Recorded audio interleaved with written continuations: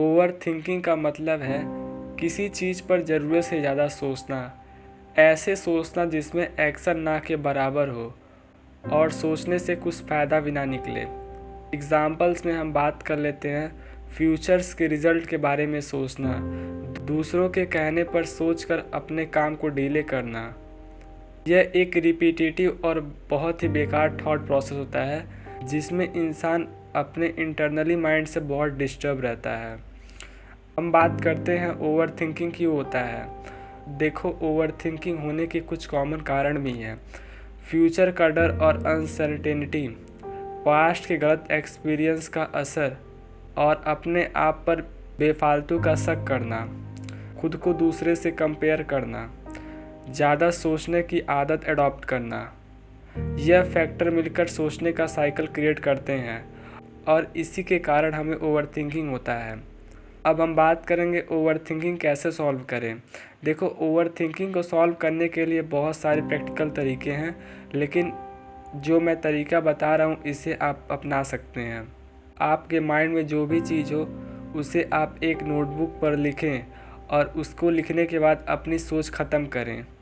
Time bound thinking करें, मतलब कि एक टॉपिक पर ज़्यादा ध्यान ना दें। अगर वो काम हो रहा है तो होने दें, अगर नहीं हो रहा है तो उसे छोड़ दें। अगर हो सके तो स्मार्ट डिसीजंस लेने की आदत डालें, क्योंकि अक्सर बड़े डिसीजंस के कारण हमारे आगे की प्लानिंग्स डिस्टर्ब होती हैं। अपने लाइफ में सिंपल ब्रीथिंग एक्सरसाइज करें, जिससे हमारे दिमाग में ओवर एक्टिविटी कम होता है। और अगर आप कोई काम करते हैं तो उस काम में अपने आप को बिज़ी रखने का काम करें। जब आप बिज़ी रहेंगे तो आपका दिमाग भी बिज़ी रहेगा और इससे आप कम ओवरथिंक करेंगे। ओवरथिंकिंग रोकने का सबसे सीधा और सरल तरीका है सोचने और करने के बीच का बैलेंस बनाना। अगर ओवरथिंकिंग को सॉल्व नहीं किया गया तो क्या होगा? देखो, काम अधूरा रह जाएगा, स्ट्रेस और मेंटल हेल्थ इशू बढ़ेंगे, डिसीजंस मेकिंग स्किल्स ख़राब होंगी, सेल्फ कॉन्फिडेंस कम होगा, टाइम और एनर्जी दोनों वेस्ट होंगी।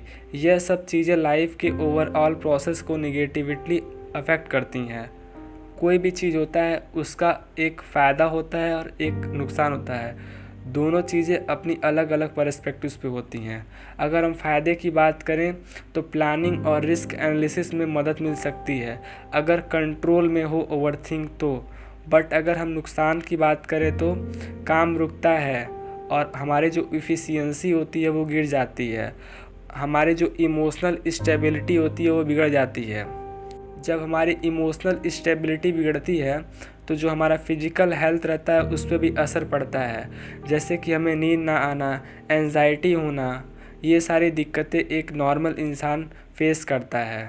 देखो, सबसे महत्वपूर्ण है कि हमें ओवरथिंकिंग को कंट्रोल में करना चाहिए। अगर हम ओवरथिंकिंग को अनकंट्रोल करेंगे तो ये हमारे लिए हार्मफुल साबित होंगी। अक्सर लोग कन्फ्यूज़न में रहते हैं कि लोग ओवरथिंकिंग करते हुए कैसा फ़ील करते हैं। तो मैं आपको बता दूं, ओवरथिंक के दौरान इंसान कन्फ्यूज़न में होता है और उसके दिमाग में तरह तरह की बातें चलती रहती हैं और उसको कोई भी डिसीज़न लेने में बहुत सोचना पड़ता है। छोटी छोटी बातों में बहुत ओवर रिएक्शन करने लगता है इंसान और उस इंसान का नींद बहुत डिस्टर्ब होता है। अगर हम डायरेक्टली बात करें तो ओवरथिंकिंग इमोशनल और फिजिकल स्टेट को भी डिस्टर्ब करता है। आज के टाइम में यंग लोग ज़्यादा ओवरथिंक करते हैं और इसके पीछे का सबसे बड़ा कारण है सोशल मीडिया।